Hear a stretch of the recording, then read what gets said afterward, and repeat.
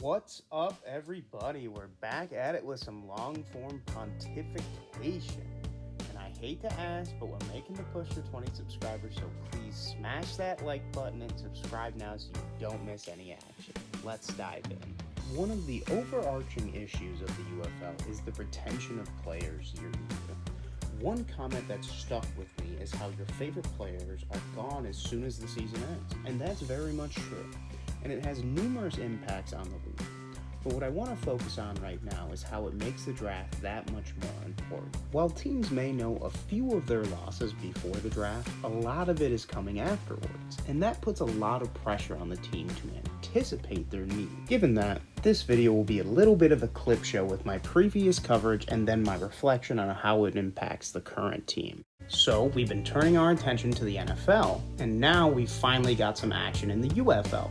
Because the UFL's draft will be occurring tomorrow, July 17th at 10 a.m.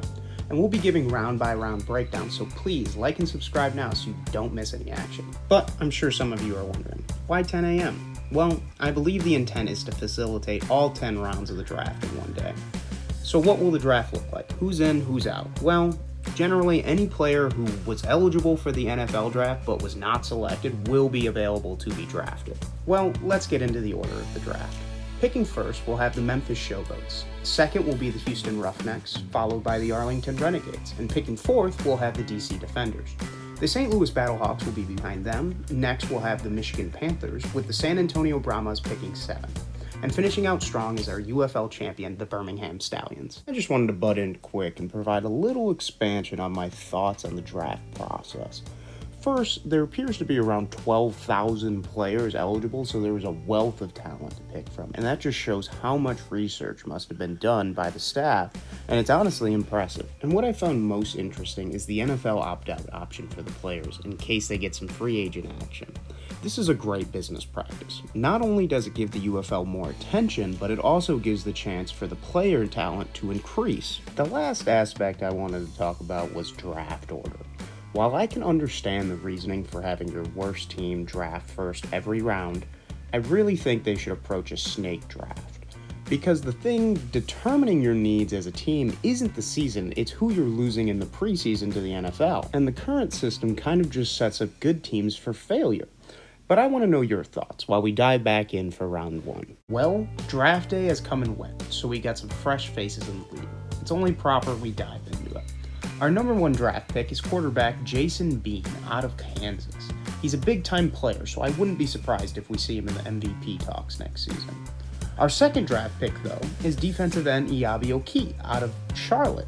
He should make waves in what was otherwise a decent defense. Coming in third, we have quarterback John Reese Plumlee. This boy here is a baller. I've watched a lot of his highlights, and I think he'll be tearing up defenses next year. And he's a lot of fun to watch, too, so I think the Renegades really got a steal. Our fourth pick is tackle Gottlieb Ayedzi, coming from the Maryland Terrapins. This will do a lot to protect Tamu, and I think the defenders will be in a much better spot next year. We're going to dive back into our first round breakdown. Starting with pick number 5, we have quarterback Chavon Cordero from San Jose State. This could be an ominous sign for A.J. McCarron's future because they could have just drafted their new starter. But we'll see. Our sixth pick is offensive tackle Julian Pearl from Illinois. I think this will be huge for the Panthers. Their offense was definitely the weak spot of the team, and not by much, but this should make them a lot better. Coming in seventh, we have defensive tackle Gabe Hall from Baylor. This is definitely a step in the right direction for the Brahmas, but I don't even know what you do after getting shut out in the championship. So finally, we have our UFL champions picking offensive tackle Frank Kroom from Wyoming. I think this pick will only make a good team better. Looking back on the first round, I think these players will be the ones we actually see playing week 1 this season, if they're not in the NFL, that is. That's why some of the bigger names come later in the draft, because there is talent, but it's just unlikely they're going to make it to the UFL. But my big winners for round 1 are the Showboats and the Battlehawks. All season, the Showboats had questionable quarterback play at best. Also, the Battlehawks taking some talent at quarterback was very smart. It seems McCarron is not returning, so they were right to take a quarterback when they did. Another notable aspect of this round for me was all the linemen taken. It's never a bad idea to get some talent for the trenches. I just worry about losing them to the NFL before you get to use them. But let's look at what you all had to say about the winners of the first round. Starting off with who you thought would be the first to draft a quarterback, a solid half thought it would be the Roughnecks. But unfortunately, they chose to strengthen their defense. The only choice that was right was the Showboats, and they made that choice very quick. Next, I asked who made the best pick of the first round, and we had some agreement. Outside of the Roughnecks, they should have definitely taken a QB while they could. But I hope we'll see all these players making a name for themselves next season, and I think we're looking at a completely different league this year. Well, let's dive back into our draft coverage with a second round breakdown. Starting with the first pick, we have running back Blake Watson from Memphis. It seems like we're seeing a complete rebuild of the Showboats offense, so it seems like they're heading in the right direction, so let's hope for the best. Focusing in on our fourth pick of the second round, we have quarterback Kedon Slovis from BYU, and he was selected by the DC Defenders and will more than likely be playing a backup role to Tamu, but who knows what could happen this season. Our fifth pick is running back Cody Schrader from Missouri. I think he'll do great at filling the void left by Saylor's absence, so if things go well, he might get his chance at the big league. Coming in seventh, we have outside linebacker Gabriel Murphy from UCLA. It seems the Brahmas are really focusing on their defense this year. The second round is actually the one I think will have the greatest impact on the teams long term. These were smaller names taken, but I think that means they'll show up week one, because this really is their NFL, at least for the time being. Given that, outside of the Showboats and Battlehawks, and I think they really needed the help at running backs, those that took defenders were really smart, as they are the real impact player. But I feel like the true winner of round two was the Michigan Panthers. Another cornerback goes far in a season, and if he plays hard, he'll be out there every game. But what did you all have to say about it? It was pretty unanimous that the Battlehawks were the fan favorite. I can agree with that. Filling the void from Saylor signing with the Giants was smart, so special props to them. Well, let's dive back into our draft breakdown with some third round coverage. Starting with the second pick, we have Cameron Stutz from Auburn. This should be major for the Roughnecks. They were getting torn apart last year by opposing defenses, so let's hope this pays off. Next, our third pick is linebacker Kalen DeLoach from Florida State. He was a beast in college, so I think he'll have an immediate impact on the Renegades defense. So I don't think we'll be seeing them in the bottom of the standings next year. Focusing in on our sixth pick, we have defensive end Isaac Ukwu from Mississippi. I think this pick will only make a good defense better, and the Panthers were smart to take a stud this early in the draft. Finally, our UFL champion selected running back Amani Bailey from TCU.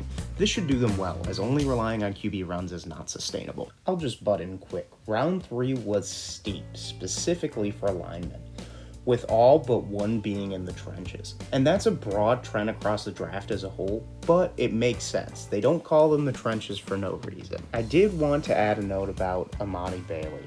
I took a look at some of his footage, and I'll reiterate my point of how good it was for the Stallions to take him.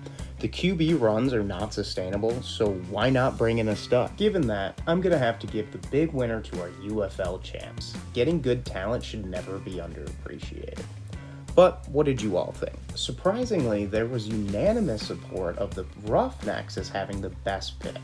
I suppose taking a guard from Auburn could pay off quite well for them, so special props to Houston and Cameron Stutz. Well, let's dive back into our draft breakdown with some fourth round coverage. Starting with the first pick, we have wide receiver Jalen Coker from Holy Cross. This is the pick I've been waiting to see, as the Showboats lost their star wide receiver Davis to the NFL, so Coker will have some big shoes to fill. Our second pick is linebacker Donovan Manuel from FIU. This should shore up their defense and give them a better chance to compete in what is going to be an even tougher division next year. Focusing in on picks 4 through 6, we see 3 tackles taken in a row. This will be a big help to the offensive lines of the Battlehawks, Defenders, and Panthers. And given all the offensive linemen the UFL's lost, they'll need them. Drafted 7th is corner Miles Battle from Utah. This further shows the Brahmas are having a defensive draft. Round 4 is where I feel the draft really started to pick up in intensity. And what I mean by that is this is where we start to see the teams divulge to their depth charts, while the first 3 rounds generally followed a theme of big names. Now is when we start to see some lesser known names getting taken. And that's what the league is all about. The real question is whether we'll see any big stars come out of this round. I think the big winner of this round is the Showboats, and it's been a good draft for them. And I think they'll be serious competitors next year, so let's hope Jalen Coker makes a name for himself for them. But what did you all think? There was a lot of disagreement here, surprisingly. Some did agree with me, but those that are picking the Battlehawks, it's interesting. I wouldn't think an offensive tackle is anything too special, but maybe he's overlooked talent. We'll just have to wait and see how it plays out. Well, let's dive back into our draft breakdown with some 5th round coverage. Starting with the 3rd pick, we have linebacker Amari Gaynor from North Carolina.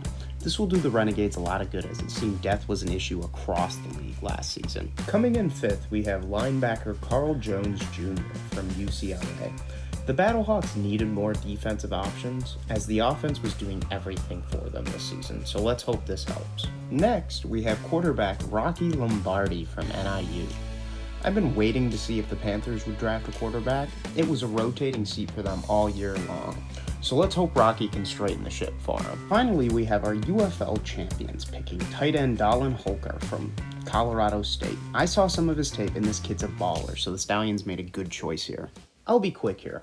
I just wanted to expand on my points on Rocky Lombardi being drafted by the Panthers. I think he'll be the day 1 starter for the Panthers and should sturdy what has been a very shaky quarterback room. Like I've said previously, I've seen his college footage. He's got an arm, and I think with the development of the UFL, he can take the Panthers to the championship. And for that, the Panthers are gonna be my big winners for round 5. They should have a great season. But what do you all think? We actually had a 3-way tie between the Stallions, Showboats, and Battlehawks, and I'll just touch on the Battlehawks quick. They need as many bodies at linebacker as possible, so I think taking Carl Jones Jr. was smart, because after losing Harvey to the Cowboys, there is a huge hole in that defense. Well, YouTube won't let me upload this all as one video because it's too long, so I'm splitting it here. Hopefully you can manage with that. Those of you that have made it this far, thank you. I really appreciate your support. But I'd love to hear what you have to think about the UFL draft and the NFL season. Also, if you have any questions, feel free to leave them in the comments somewhere. I read all of your comments and interact with them, so I'd love your help in making this channel a community. But thanks again for watching. I really appreciate it.